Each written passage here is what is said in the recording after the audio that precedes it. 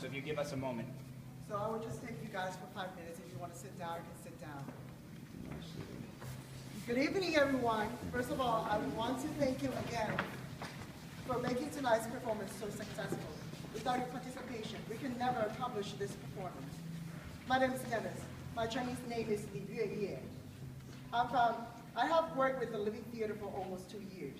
I'm from Taiwan. And many of you might not have any idea about what Taiwan is. Some of you might get it confused with Thailand. Some of you might think of Taiwan as just part of China.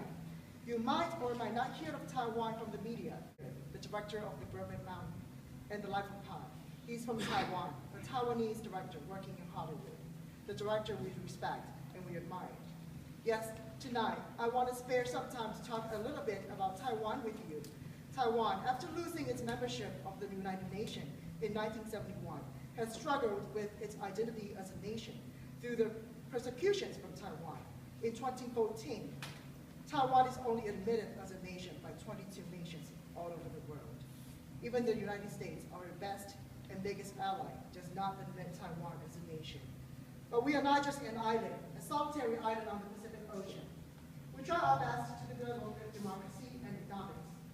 For over 6 decades after the government of the Republic of China, which is Taiwan, transferred its authority on Taiwan after World War II, Taiwan has been a civil servant of their own. Although scandals on bipartisan conflicts has been heard over years, democracy in Taiwan is still stand out as a role model for all other countries in Asia.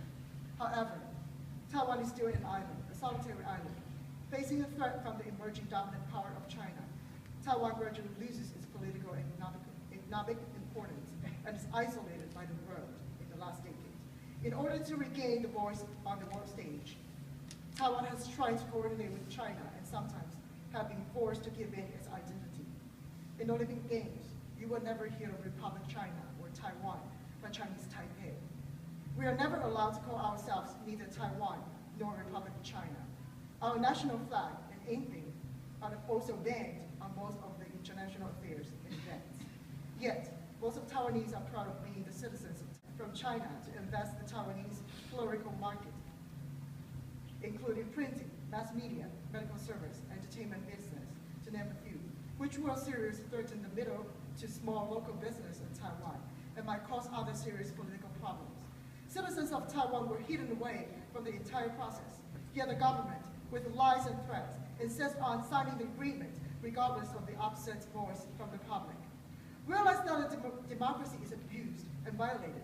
Taiwanese students stepped out to protect the democracy by occupying the legislature without any armed force or hurting any individual. The occupation extended to the executive yuan soon after the president and the prime minister refused to respond to the protesting students' request. Insisted on passing the service trade agreement. The president and the prime minister decided to use the armed police force to yuan were violently evicted by the police against them. Thousands of students were seriously injured during the eviction. Protesters and supporters of this student movement compare the night of eviction of the executive yuan with the 1989 democracy movement, in which the government of the People's Republic of China used the armed troops to massacre protesters. Taiwan, in the so-called Sunflower Student Movement, was brought to shame on its democracy and freedom by the current violent and tyrannical government led by the President Ma. Tonight, we realize that only when we step out to work together with love and respect of each other can we shun away from hiding ourselves. On the island of Taiwan, the students, the citizens chose not to hide away from the truth, from the reality, from the life of the government. No place to hide. It's not just a play, and should not just be so. The Living Theater is not just an avant-garde experimental theater. It is inspired from the street and is committed to the beautiful, non-violent anarchist revolution. Now, Taiwan is undergoing a revolution, a pacifist revolution, and so are many other countries. Injuries or death might happen, but it is never the students or the protesters' intention.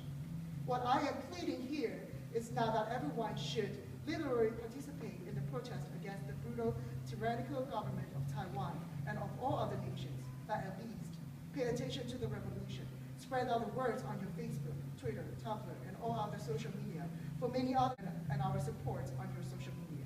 No man should be an island, and neither do the protesters and revolutionists thousands of miles away from New York City. With your concern, with your support, Taiwan will no longer be a solitary island, and neither will Thailand, Malaysia, Myanmar, and Ukraine. At last, I would love to share a quote from Julian Beck with you. To struggle to live in paradise, then to consent to live in hell.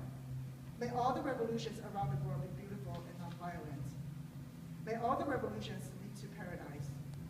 May Taiwan and all the nations be blessed.